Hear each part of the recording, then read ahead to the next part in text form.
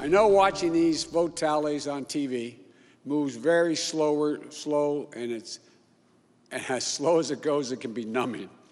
But never forget, the tallies aren't just numbers. They represent votes and voters, men and women who exercise their fundamental right to have their voice heard.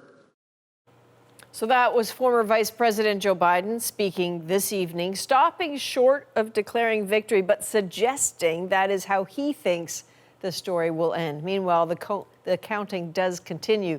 So let's look at the numbers. Joe Biden has 253 Electoral College votes. That is 17 shy of the 270 he needs to win. Donald Trump still at 214. And the numbers at the bottom of your screen there, that is the popular vote. So Joe Biden in the lead with that, 50.6% for Joe Biden, 47.7% for Donald Trump.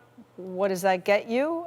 We've said it before. At the moment, it's a bit like air mile points in a pandemic. It's good to have. It's not taking you anywhere.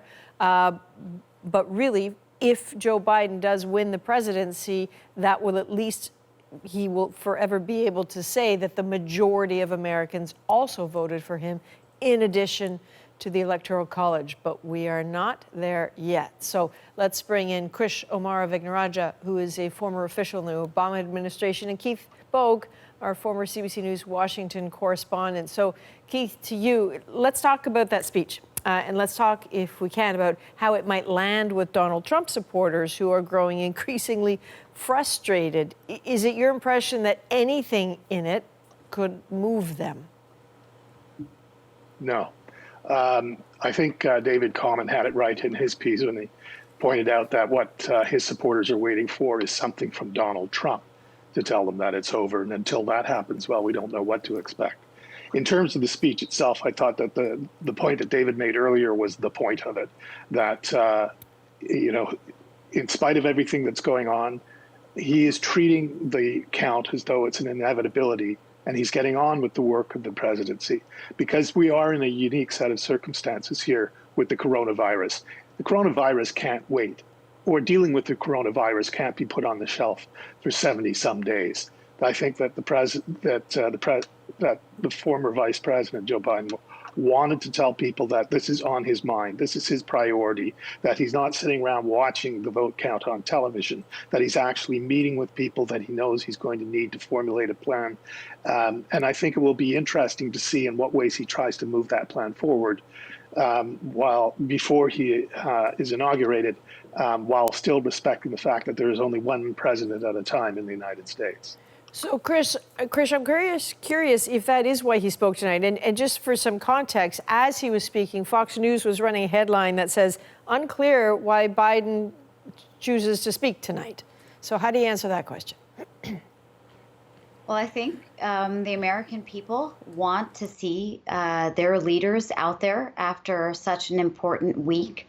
President Trump had only one appearance this week, which is unusual given the record number of appearances across the country of both of these leaders. And so I think it was very important for the American people who hadn't heard from Vice President Biden for over 24 hours. With the election results trending as they are, he is, either inevitably or likely to become the president-elect. And I think it is really important for the American people to hear from him. I'm curious about something, though, Keith. The way he delivered the message was obviously different, but it felt, as an observer, a little bit like he delved into some of the territory that Donald Trump did yesterday by saying, we will win this, we will win that. Neither gentleman has won anything, any of the states they claim to have won yet. Is there a risk in that? Well, I think that he had to speak mindful of the fact or the comments that Donald Trump had made yesterday.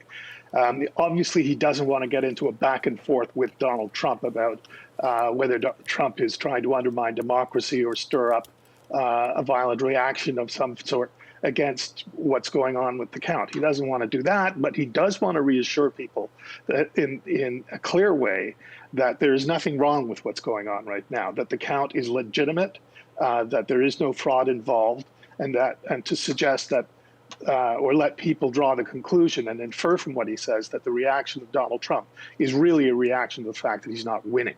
It's not a reaction to any evidence that there's actual fraud going out there. But he couldn't, I believe he understands that he couldn't let a news cycle go by with what Donald Trump had said last night, just hanging in the air unchallenged with a more real narrative of what's really going on. Right. And Krish, what does Biden do tomorrow if there is no result? He said, I'll talk to you tomorrow. What does he do?